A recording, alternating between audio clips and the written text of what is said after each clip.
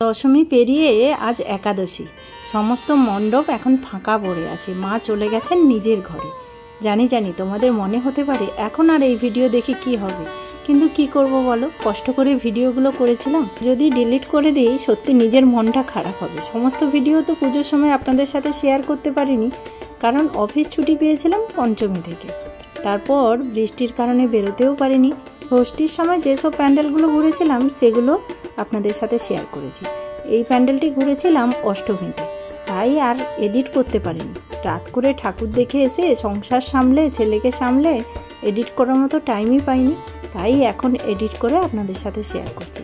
জানি একটু দেরিতে আপলোড করলে কি হবে, আপনারা আমার এই ভিডিওগুলো দেখবেন। ভাবুন আমার চ্যানেলে দুর্গাপুজোটা একটু বেশি দিন ধরে চলছে।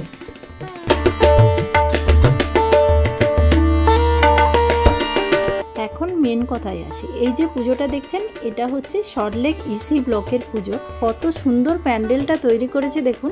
এই যে মাটির ভাঁড়, একদম একই সাইজে সমস্ত মাটির ভাঁড় রাখা হয়েছে, যার মধ্যে ছোট ছোট ছিদ্র করা হয়েছে এবং ভেতরে লাইট রাখা হয়েছে, আর ছিদ্র দিয়ে লাইট বেরোচ্ছে।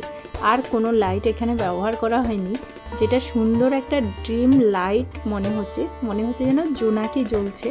কত সুন্দর। আর সব থেকে বেশি অ্যাট্রাকটিভ লেগেছে হচ্ছে এখানকার ঠাকুর, একদম অন্যরকমভাবে তৈরি করা হয়েছে। মাটির ভাঁড় দিয়ে ঠাকুর তৈরি করা হয়েছে, আর ভাঁড় থেকে যখন জল পড়ছিল না, উফ, সেই দৃশ্যটা দেখার মতো ছিল।